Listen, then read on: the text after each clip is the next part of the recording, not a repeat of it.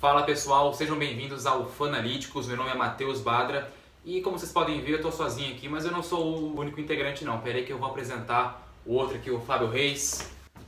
Beleza, Fábio? Com ele não tem talvez. Também agora nosso outro integrante aqui, Henrique Rain.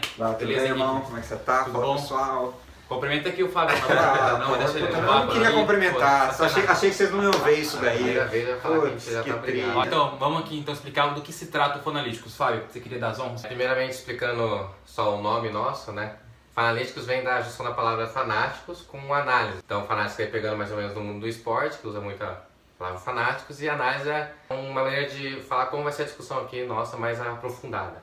Sim. Eu gostaria só de falar, né, que o Fábio estava falando do fanáticos com análise, né, mas a letra que junta as duas palavras não poderia ser outra senão o H, né, que é de Henrique, né, de Henrique Rain, 2 Hs ainda, né, quer dizer, porque eles me amam, eles me adoram, né. A gente está querendo trazer só um nome diferente aqui, né, uma identidade diferente para o Fanalytics. Tá achando que era importante, pô, que coisa. Então espero que vocês curtam a nossa página no Facebook, se inscrevam no nosso canal também no YouTube. A gente também vai trazer tudo o que acontece no mundo do esporte, sempre com análise minha, do Henrique e do Fábio. E para inaugurar o nosso primeiro vídeo, a gente vai falar sobre o mercado da bola. É isso aí, galera. Vamos ir para o nosso primeiro vídeo. Corta!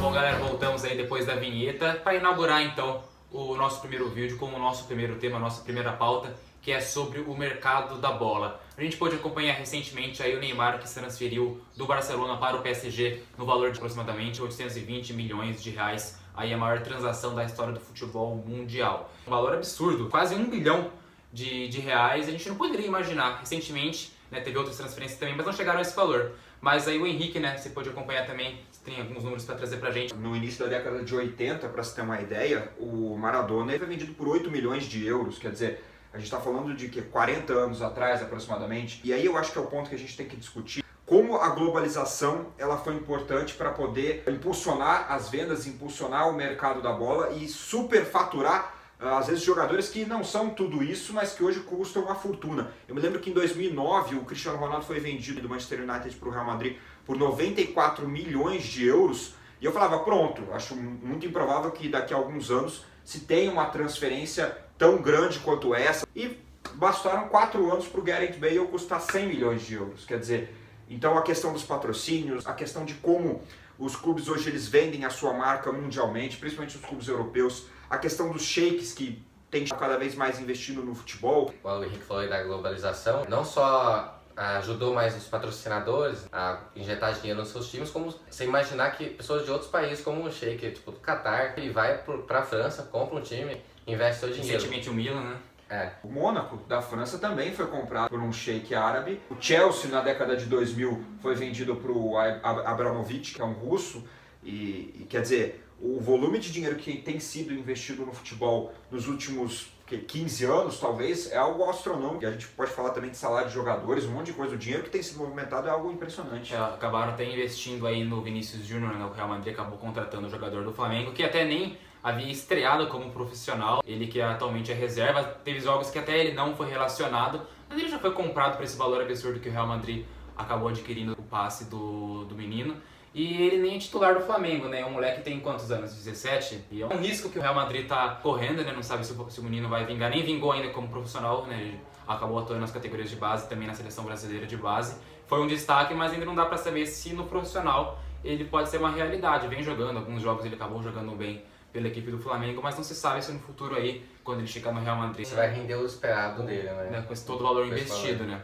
E o interessante é que a gente está falando do mercado de transferência e a gente está tocando nesse assunto do dinheiro, porque, por exemplo, o Neymar foi vendido por 222 milhões de euros. Se a gente pegar... Você não vai deixar o Fábio falar, Henrique? Deixa o Fábio falar, só você quer usar o celular, fala aí. Estou passando um dado, se ninguém me ajuda. O Fábio tá aqui voltando eu falar aqui. Eu ia falar na hora que o Henrique falou. Depois ele volta, pessoal, depois ele volta a passar os dados. Não fiquem chateados. Ninguém me ama aqui. Não sei se o Henrique ia citar isso já, mas enfim. Na hora que ele trouxe a comparação dos dados ali dos valores, né? Do Bale com o Cristiano Ronaldo, em 4 anos saiu de 90 milhões e pouco, né? Para mais de 100 milhões de euros, de 2009 para 2013. E de 2013 para 2017, foi a transação do Bale que foi maior. Agora para do Neymar, a diferença é mais de 100 milhões, né? Então a diferença do Cristiano Ronaldo para o Bale de 4 anos, que é o mesmo período do Bale para do Neymar, de 2009 para 2013 era de mais de 10 milhões e agora é mais de 100. Então um valor, tipo, né, 10 vezes maior num período igual. E que é um outro detalhe que é interessante, quando a gente olha as duas maiores transferências que aconteceram pré-Neymar, o Pogba, que saiu da Juventus e foi para o Manchester United, e o Gareth Bale, que saiu do Tottenham e foi para o Real Madrid, as duas contratações custaram juntas 205 milhões de euros. Quer dizer, as duas maiores contratações da história antes não chegaram nem perto do que foi a transferência do Neymar. Quer dizer, então a gente precisa às vezes parar um pouco para refletir o que significa esses 222 milhões de euros investidos. Porque é uma grana astronômica, é R$1 bilhão entrando no mercado de transferências, é R$1 bilhão praticamente, né, 820 milhões de reais, sendo jogados na conta do Barcelona e movimentando todo um mercado financeiro que a gente não consegue imaginar. Assim, uns anos atrás, né? Mas assim, vocês acham que, né, teve essa transferência do Neymar, você acha que alguém pode bater algum jogador que está pintando aí recentemente, que está aí em alguns clubes do Brasil ou até mesmo fora do Brasil, podem talvez alcançar esse valor ou até mesmo ultrapassar? Você acha que isso é possível, um valor de quase R$1 bilhão? Ou somente se o Cristiano Ronaldo ou o Messi acabarem saindo dos seus clubes? Acredito que talvez esses sejam os únicos jogadores que, se fossem potencial, não digo com potencial, né, mas se caso eles saíssem dos clubes, né, talvez poderia ultrapassar esse valor que foi investido no Neymar. Vocês acreditam que outro jogador possa? Acho que mesmo com esses dois jogadores, né, que são atualmente aí uma década inteira sendo os melhores do mundo, é difícil, porque provavelmente quando eles saírem do Real e do Barça vão estar mais embaixo do que estão jogando agora, né? Pelo menos se imagina isso. Então o valor dificilmente chega a essa do Neymar de agora. Eu pensei muito isso, Fábio, em 2009. Para mim, aquela transferência do Cristiano Ronaldo, que ele saiu do Manchester United e foi para o Real Madrid por 94 milhões de euros. Em 2009, a maior transação de um jogador tinha sido do Ibrahimovic. Quer dizer, era algo inimaginável naquela época de 2009, 94 milhões de euros. Eu falei, nossa, o Cristiano Ronaldo está vindo para uma bolada, eu acho que ninguém nunca vai conseguir bater esse. Mas assim, eu acredito que daqui a alguns anos, uns 7, 8 anos, alguém possa bater esse valor do Neymar, porque eu já não acreditava que isso iria acontecer com o Cristiano Ronaldo. Então, quando a gente fala de um mercado de transferência, depois que aconteceu com o Cristiano Ronaldo em 2009, eu não duvido de mais nada, principalmente porque a gente não sabe quais jogadores irão surgir daqui para frente, quais jogadores vão desenvolver o seu futebol. O Griezmann jogava em 2009, eu não me lembro, mas antes da Copa ele jogava no Real Sociedad da Espanha, foi vendido para o Atlético de Madrid, convocado às pressas na seleção francesa para jogar a Copa de 2010, porque teve um jogador que se machucou, arrebentou na Copa, foi vendido para o Atlético de Madrid, foi o terceiro melhor jogador do mundo e olha quanto que ele está sendo avaliado hoje, quer dizer, então a gente não tem como talvez precisar. Acho que hoje o Cristiano Ronaldo e o Messi são jogadores que podem sair por um valor acima do que foi o Neymar. Né? Mas é como até o Rafa comentou, né? Eles podem já vão estar numa fase da carreira que eles não vão estar rendendo tanto quanto antes, né? E talvez esse valor não seja alcançado, né? Ou realmente ultrapassado. Atualmente, acho que realmente se eles fossem vendidos, acho que poderiam ultrapassar, né? Porque os dois, acho que se eu não me engano, desde 2009 ou 2008, é só o Neymar e o Cristiano... O Neymar não, é só o Messi e o Cristiano Ronaldo que buscam pela bola de ouro, né? Ficou revezando, o Messi, o Cristiano Ronaldo, então, né, acho que por esse status deles, eles realmente conseguiriam ultrapassar o Neymar. Agora, atualmente, mas no futuro, acho que já não, né? Talvez outro jogador. Você estava perguntando, né? De imaginar quem pode superar esse valor que a gente está discutindo até agora. O Henrique acha difícil afirmar alguém. Consigo pensar em dois jogadores, mas por motivos diferentes. Um deles é o Vinícius Júnior, mas não pelo que a gente viu jogar, porque a gente mal viu ele jogar ainda. Como a gente disse anteriormente, o Vinícius Júnior não tinha nem estreado pelo Grêmio direito e já tinha sido pelo Flamengo direito e já tinha sido vendido por esse valor maior do futebol brasileiro até agora. E se ele, imaginando que ele jogue bem pelo Flamengo e aí vá para o Real Madrid e continuar jogando bem, talvez buscar a bola de ouro e tal, se ele sair do Real Madrid lá na Europa para algum outro país, para algum outro time, como o Neymar foi para o PSG, enfim, ele pode sair do Real para o Manchester United, pode ser que um valor aproximado disso, pelo que se imagina dele, né? Pelo valor que já sai do Brasil, que já é muito alto. E um outro jogador que eu penso é o Dybala, que, né, foi o destaque da Juventus. Alguns apontam já ele como um Neymar. Ou futuro Messi, então. Um futuro Messi, até porque ele é argentino, né? E então, se ele deixar jogar mais uma temporada na Juventus, se render no mínimo que ele jogou esse ano, já vai estar no nível Griezmann pra cima, e se sair da Juventus vai ser um valor bem alto também. É só esses dois jogadores que eu imagino, pelo menos, saindo para esse valor que a gente conhece de nome. Às vezes nem tanto de jogar bola, mas pelo que você falam deles, né? E às vezes é até um jogador que a gente não sabe hoje. Que de repente surge um cara como surgiu, por exemplo, o Mbappé no Mônaco, de repente ele surgiu na Champions League, ninguém sabia quem era o cara. Hoje ele está sendo pretendido por diversos clubes europeus, então é muito difícil talvez a gente precisar alguma coisa. Sim. Mas eu concordo com a sua análise, Flávio. E o que me chama mais atenção é o seguinte, é que o Barcelona não negociou o Neymar com o PSG.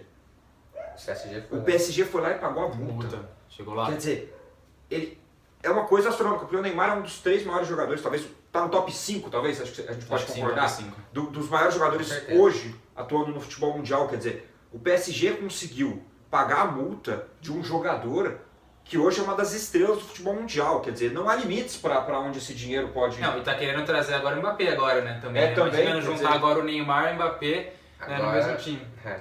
E o Barcelona também, com o dinheiro que tem agora, todo mundo tá com medo do Barcelona. Pode ser que até no futuro aí esse valor aqui de quase R$1 bilhão ultrapasse esse valor para algum jogador, a gente não sabe, né? Pode ser que surja algum outro, né?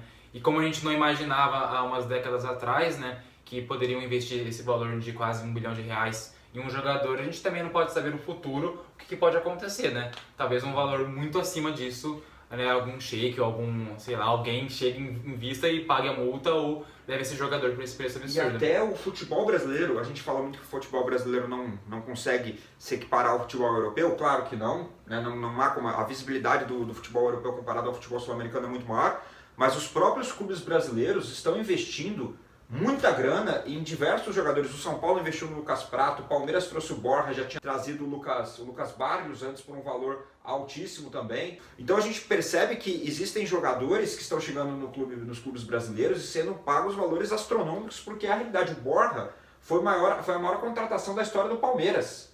Quer dizer, em mais de 100 anos de existência, o Palmeiras nunca fez uma contratação como havia feito agora com relação ao Borja. Então é uma coisa que me chama muito a atenção, como os clubes brasileiros também entraram nessa onda do mercado europeu. Hoje em dia no Brasil já é essa realidade, né? O próprio Palmeiras acabou citando o Flamengo, que trouxe o Everton Ribeiro, né? Com, acho que, se não me engano, foram 22 milhões de reais investidos. Trouxe o Diego no passado recente, no ano passado. Acabou trazendo o Diego Alves, agora goleiro do Valência, né? Que estava atuando recentemente aí com as estrelas internacionais Messi, Cristiano Ronaldo pegando um pênalti. E agora ele conseguiu trazer esses jogadores, então os clubes estão conseguindo já trazer essas grandes estrelas internacionais, tanto estrangeiras quanto também nacionais, para jogarem aqui também no Campeonato Brasileiro, né? Principalmente com o que o Henrique já tinha comentado lá no começo, com esses patrocinadores e esses sheiks ali, principalmente na Europa, investindo o dinheiro deles nos clubes, né, de futebol. E é bom que a gente diga que esses patrocinadores, eles não chegaram agora no futebol. Muito se fala da Crefisa, do investimento que é feito da Crefisa no Palmeiras, que a gente está utilizando, falando de dinheiro, automaticamente a gente já liga com o Palmeiras, já liga com o Flamengo, né, meio que automático. Mas o Corinthians, na época do MSI, o próprio Corinthians na década de 90 também teve um patrocinador forte da Parmalat, quer dizer, então já existiu e já houveram outros casos de empresas que vieram patrocinar os clubes brasileiros e colocaram um caminhão de dinheiro. Quer dizer, só que dessa vez parece que o volume de dinheiro investido nos clubes, ele é algo assombroso, que está acima do que a gente pode imaginar. Saindo mais ou menos do que a gente está falando, mas também está meio dentro, fica até difícil de se praticar o que muito se espera, que é o fair play financeiro, né? Com um valor desse, fica difícil imaginar os times, por exemplo, outros times medianos até da Europa, da Espanha, da França, chegar a algo perto desses valores, é muito difícil. Então, quando acontece uma transação desse tipo, é só com times que tem muito dinheiro mesmo, que são muito poucos. Né? O que a gente pode esperar é vamos ver se algum shake aí, alguém venha para o Brasil aqui e possa investir, comprar algum time. Acho que é difícil aqui no Brasil isso acontecer, acho muito improvável. Mas imagina se um shake da vida aí resolve chegar aqui no Brasil e investir num clube brasileiro. Fanáticos. Não, quem sabe não Quem sabe o Fanalytics, podia investir no Fanalytics aqui, né? Um projeto a longo prazo aqui, né, como os clubes brasileiros às vezes precisavam fazer, né? Ajuda a gente. Já fazer umas propaganda aí pros shakes aí, quem estiver vendo aí, conhece algum shake, quiser investir no Fanalytics, a gente tá com as portas abertas aqui, ó, poder expandir o nosso cenário. Quem sabe também estampar a marca aí do patrocinador desse shake aí, não sei o que for. Mas tem que tomar cuidado também pra gente não ficar com a imagem de, né, tipo... De mercenário? Jornalista comprado e aí... Não, aqui acaba as discussões, não, o jornalismo... Não vai acontecer. Não, aqui é opinião própria, pô, aqui é trabalho, né? Vamos embora. Acho que é isso, né? Um primeiro assunto... Então, como primeiro assunto, acho que a gente pode encerrar o nosso vídeo de hoje sobre o mercado da bola. A gente falou sobre o mercado internacional, também acabou abordando agora no final também o mercado aqui nacional. E espero que vocês tenham gostado desse primeiro vídeo. Outros virão, outros temas serão debatidos e é isso. Espero que vocês tenham gostado. Não deixem de curtir a nossa página no Facebook e também se inscrever no nosso canal no YouTube. É isso aí, galera. Até o próximo vídeo. Até mais.